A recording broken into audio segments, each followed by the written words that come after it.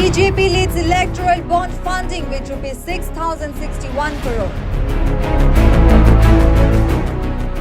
TMC and Congress follow closely in electoral bond funding.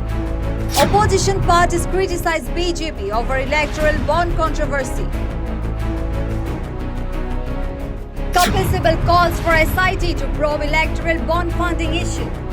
The release of electoral bonds data by the Election Commission has shed light on the significant financial contributions received by political parties in India. According to the data made public following a Supreme Court directive, the Bharatiya Janata Party, Trinamool Congress and Congress emerge as the top three beneficiaries of these bonds. The BJP secured the highest funding totaling over rupees 6,061 crore, indicating substantial financial support for the party. Following closely behind, the TMC received rupees 1,610 crore, while the Congress garnered rupees 1,422 crore through electoral bonds. This revelation underscores the role of electoral bonds in shaping the financial landscape of political parties in India, providing them with substantial resources for campaigning and organizational activities.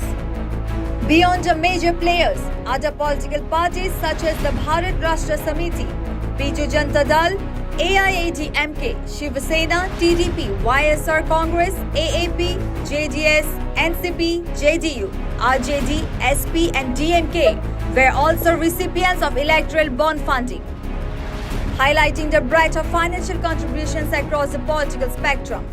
Meanwhile, the opposition parties have gone all gun blazing against the ruling BJP on the electoral bond issue. Speaking on the issue, Congress leader Manish Tiwari said that the revelations by the ECI about the list of donors of electoral bonds and the donees who received the bonds provides an interesting exercise of correlation between the donor and the donee. The revelations by the Election Commission with regard to the list of donors of electoral bonds and the donees who received the bonds will provide for an interesting exercise of correlation between the donor and the donee, and whether any alleged quid pro quo in terms of favors or largesse has taken place. So therefore, over the coming days, when this exercise is done diligently and rigorously, you will find some very interesting facts coming to light.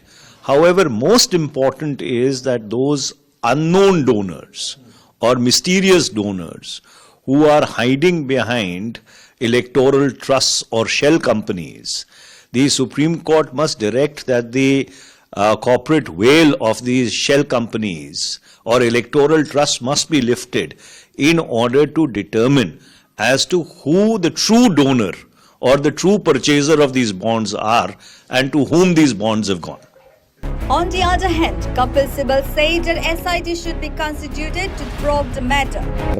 कि या ना तो CBI investigate करेगी ना ED investigate करेगी, तो अब जिम्मेदारी कोर्ट पे है। कोर्ट क्या करती है? कोर्ट को एक जैसे 2G में एक SIT बनानी चाहिए और खुद नियुक्ति करनी चाहिए लोगों की उस SIT में। वो इंडिपेंडेंट लोग होने चाहिए और जो भी डोनेशंस हुई हैं, जिस डोनर ने भी पैसा दिया है, कुछ तो ऐसी कंपनी है जो लॉस में चल रही हैं, उन्होंने भी पैसा दिया है। कुछ ऐसी कंपनी है जिनके प्रॉफिट्स जो हैं, जिनकी मुनाफा है बड़ा कमती है, लेकिन डोनेशन बहुत ज़्यादा है। तो ये सब चीज़ें इन्वेस्टिगेशन के ऊपर निर्भर हैं। मैं इसके बारे में आज कुछ ऐसी बात कहूँ जो सत्य नहीं हो तो वो गलत बात होगी, लेकिन ये बात ज़रूरी है कि ये सारा जो पैसा है, अगर क्विड प्रो को हुआ है, वो लगता है कि हुआ है, तो अवैध है, और जो इमारतें भी बनी हैं उस पैसे से वो भी अवैध हैं। Notably, the SBI had previously stated that the BJP encashed the highest value of bonds, amounting to 47% or rupees 6,060 crore of the total. This was followed by TMC with 13% or rupees 1,609 crore and Congress with 11% or rupees 1,421 crore.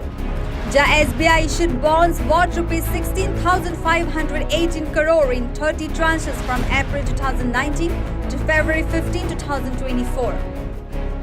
The SBI had said it had issued bonds worth rupees 16,518 crore in 30 tranches between April 2019 and February 15, 2024.